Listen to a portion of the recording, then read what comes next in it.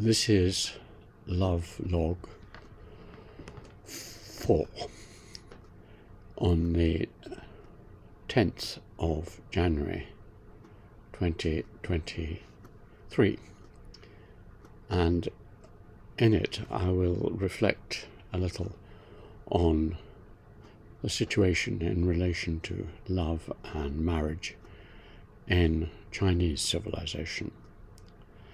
This is obviously a huge topic. England and Japan, which I dealt with previously, were relatively small. China is 10 times, 12 times the size of Japan in population, and many more times than that in area. It has a far longer history than even Japan and certainly England, and it has huge varieties across geographical, ethnic and other regions, so generalizing about it is extremely difficult. It's also, although there are deep continuities, it is constantly changing, and in some ways a proper treatment would distinguish Chinese attitudes and institutions of love and marriage up to perhaps the end of the imperial period, 1911, and then an interlude up to 1949 and the communist ascendancy, then the communist period to about 1978, and then what has happened since. And even today, 10 years is a long time in China, and the customs and fashions and attitudes are very, very swiftly changing. There are also huge differences between rural and western areas and large cities, and there are huge differences in socio-economic status. The migrant workers in the cities and ordinary people have different attitudes and expectations to the highly educated elite groups in China. So anything one says can be qualified, but not in the south, or not in the Qing or Qin or whatever. So this is just some stabs at features which I need to investigate and are important. Let me start with a predictive model. My expectations as an anthropologist, having read a little bit of the traditional anthropology of China, is that certainly, and when I'm talking about the period up to 1949, China was a fairly normal agrarian society, which was based ultimately a lot on the family, on kinship. It had a system of reckoning descent through males, and that meant that you could form into important family groups known as clans at a higher level, and then lineages within the clans. And that was the basic lowest block within the Chinese system. It was stronger in the south of China, but it was also found in the other parts in the north. And here, throughout this discussion, I'm talking about the Han part of China. The different minorities have very different systems. The Tibetans have a cognatic system. Some of the minorities have different kinship systems. So the 100 million odd ethnic minorities in China I'm putting on one side. I'm also putting on one side the tens of millions of Muslims, Hui Muslims and Uyghurs and others. So it's the 1.3 billion Han that I'm mainly talking about. And with them, as I say, the basic building block was the family, the extended family related through males. So there were a limited number of these family names, Wang and Shi and Ye and so on. And many villages were actually clan villages. They just had one clan in them. And the basic unit which you considered in terms of most of your activities was the family. The group who protected you against other groups were your kin, your close kin, the people with whom you shared land and work and economic resources were your kin, the group you venerated your ancestors with and carried out rituals with were your kin, and your social life, including your family arrangements of marriage and so on, were done on the basis of kinship. And as a result, what you would expect in China, as you found in other societies based on important lineages and clans, was that marriage was not a matter for the individual, but it was a political, social, economic and religious matter of concern to a much wider group of relatives. And therefore, when a marriage was going to occur, it was arranged, agreed, organized on the basis of wider relatives. The individuals concerned were just the actors in a much larger play. And so marriages were, you would expect, traditionally arranged between kinship groups with a lot of exchange of property, a lot of rituals, and so on. And that's roughly what I saw in a China-derived society in the Himalayas, where I worked for many years in Nepal. The Gurungs traditionally had that sort of marriage, although their family system wasn't quite the same as much of China. And the bride and the groom would be chosen by the family, and then they would set out house. Love in such a situation was not considered to be the basis for choice, romantic love, that is. It might emerge within the marriage. You're quite likely to become fond of or care for or be concerned with your spouse, but it wasn't what propelled you into marriage or determined who you would marry. So love and marriage were separate things. That didn't mean that there wasn't romantic attachments. Chinese poetry and literature, Dream of the Red Mansion and other great novels, and much of the poetry is about romantic attachments between men and women, but they were very often outside marriage or in early years, and not much to do with marriage as such. And so all of that seems to confirm one's predictions as an anthropologist. In such a situation, there was a great deal of gendered hierarchy. The woman would characteristically move into her husband's house. It was patrilocal. It was based on male power. The man was absolutely superior to the woman. He could physically or otherwise chastise her.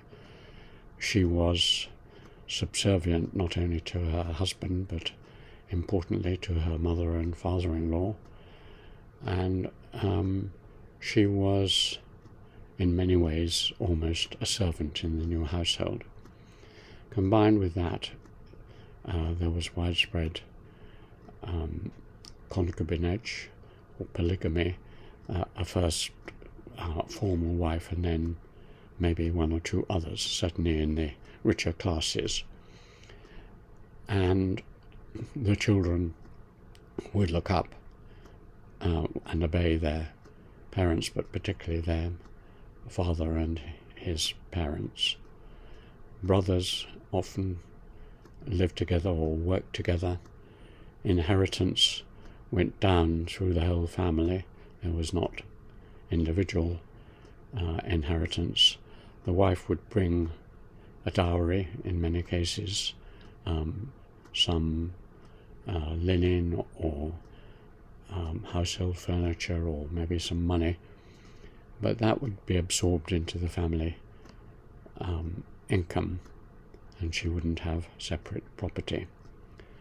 And this traditional situation, which was both a reflection and caused by an ancient ideology of male dominance, which you find most famously expressed in Confucian thought, was a theme that ran through not only the family but the whole of Chinese society.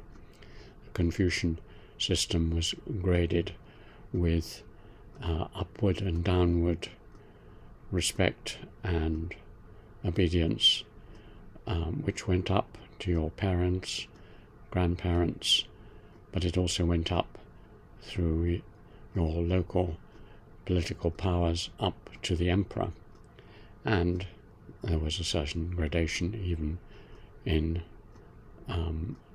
quasi-religious beliefs, in subservience to the will of heaven. This is what you would expect and could be taken as a broad brush description of China up to 1949. Already there were many cracks in this occurring towards the end of the Qing as the missionaries and Western influence came in, and the reformers in the 1920s began to educate women and give them more rights. So the situation was changing quite rapidly in the 100 years before 1949, but this is just a simplified model. The story, if that were the background, would be then what were the effects of the communist revolution, in which almost immediately in 1950, based on earlier laws, gave women equal rights in many areas of their lives, and including marriage, that, as Mao famously said, women were half the world under heaven, and they should be treated as equal to men. And that revolution spread out in education, in occupation, and into marriage. And through those communist years, you might expect the beginnings of a freer choice, because another feature of the communist getting rid of the olds was the getting rid of the clan system. The kinship system was something that was dismantled, and so people lived in communes and in small families, and so the power of the family to arrange marriage and to hold people together was very, very considerably weakened.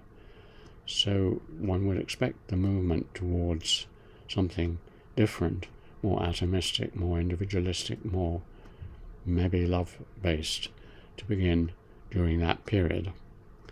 And then certainly after the opening up under Deng Xiaoping in the late 1970s, and increasingly as Chinese travel abroad, as Western media and social life expanded into China, the whole concept of romantic love, marriage and companionship flooded in to China.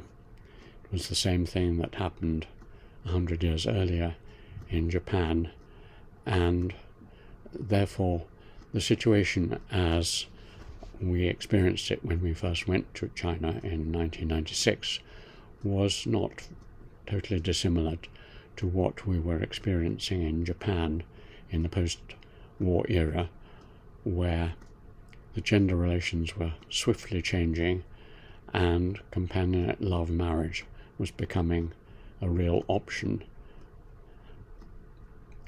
That later period is the one that will be covered in Li Shuo's interviews, and they will explore the meeting of apparently two different systems, and that's what gives this study such great interest. The meeting of the economic capitalist Western system with the Chinese traditional economic system has been quite widely studied now because of the Chinese economic miracle. There are studies of the legal system and how it's altering and adapting to new pressures. There are some studies of the political system, the attempts to try and diversify and widen an ancient imperial system, and I'll be looking at that myself soon. But here you have an area which deeply affects individual psychology and social experience and education and socialization. So it's a very fruitful area to look at the intersection of East and West. And the early expectations, which I think you will find in W.J. Good's well-known book on World Revolution and Family Patterns, published in 1966, is that the tide of Western romantic companionate love marriage will sweep across the whole world, that given a generation or two, the whole world will basically become like America, with romantic love marriage and companionate marriage, high divorce rates, all the rest of it. And that's, I think, probably what I would have assumed before I went to China, and even maybe early in my work on China. But increasingly, in many spheres of Chinese life and what we've seen, what we encounter is something not as simple as that. When the tide of the West sweeps in, it meets counter tides and pressures which are very strong and ancient. That clearly happened in Japan. Japan just didn't just roll over and become the Western marriage system. As I've tried to explain elsewhere, it's something neither arranged nor romantic love. It is its own system, which is very different. And I suspect that that is what we will encounter in China too. It is a system where women are seeking for real gender equality. One of the undersides of much of the frustration, certainly of middle-class women in cities and elsewhere in their search for a companionate marriage, is encountering men who do not seem as keen on that as in Japan. And the men seem to be inhibited in making a real commitment to marriage of the Western kind for various reasons. One seems to be a very strong vertical attachment still to their parents, an equivalent to the Japanese am I complex, mother fixated complex, so that sons, particularly after the period of this one-child policy, sons are little princelings, and they've been treated as little princelings by their parents. And then when they meet women who want to treat them as equals and in a different way, they say, no, I'd rather stay with my mother, so to speak, and have lots of affairs, but not commit to an equal relationship. So that is one of the obstacles. In other words, a traditional male superiority gendered situation is challenged, and there is a huge cultural battle over that. A second feature is that women are now, in many ways, more successful than men. Certainly their educational achievements are better, they're more enrolled in universities and so on. They're earning very good salaries, so they are very independent. And many of them find, because of other pressures which also affect men, that the choice of getting married appears not to be so attractive. Why forego your independence, your liberty, your equality, and commit yourself to a long-term relationship? And the huge expenses of child rearing and housing involved. Much of the discussion of marriage in China has a very strong economic base to it. Much of the inhibition to getting married and settling down has to do with the cost of housing, and much of the discussion about finding a suitable mate has to do with practical considerations of, is the person I'm going to be with someone who can promote our mutual economic and social status? In some ways, there's a sort of resemblance to the Japanese attitude I talked about. You are, in a way, setting up a small business when you marry, in which two partners contribute to the family economy. And that's true in the West as well, but it's even more pronounced, it would appear, in China. So a lot of the discussion that's come out of some of Li Shuo's early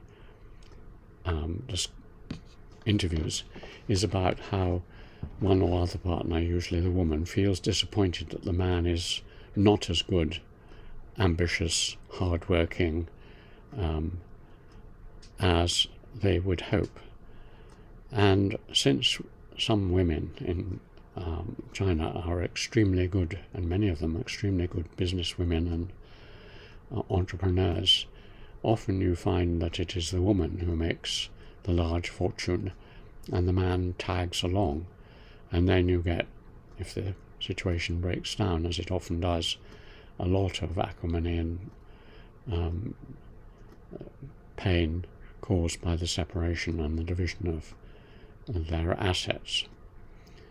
So all these are themes that we need to explore in China. What ultimately I have to do, with the help of my Chinese friends, is to bring my Western models, the sociological models of W.J. Good and others, and anthropology, to the analysis, but then gradually to allow them to sink back and to look at the Chinese situation for itself as a system which doesn't fit into the categories of Western thought and sociology, not least because Western sociology, without it knowing, is deeply embedded within Greek thought, binary thought. It's deeply embedded within Western monotheism, Christianity, and other religions. And all those deep bases for Western theory don't apply in China. China doesn't have binary thought of the Western kind. It doesn't have monotheism. And therefore, the whole Christian heritage, which is so important, for instance, in Western marriage, you can't consider love and marriage in the West without paying a great deal of attention to Christianity, whereas Buddhism, Taoism, ancestor worship, and the rest of it is not relevant, or not greatly relevant to the study of Chinese marriage. So you go in with the models and the paradigms, and then you learn to put them on one side and understand it as it is. And when you understand it as it is, it will be possibly quite surprising and quite shocking and quite different from what the predictions would lead you to expect. And that would apply both to marriage and the struggles over marriage today, but I suspect, as with the stereotypes of the Chinese past, which are being challenged by many recent scholars, for example, in relation to Economic History of China by Li Bezhong, and from what I found, which was greatly surprising, in Abe Huck's account of the Chinese Empire, the Chinese past is changing very fast in our eyes, and I suspect that when I come to study further, the patterns of Chinese marriage and love, my assumptions will also be challenged.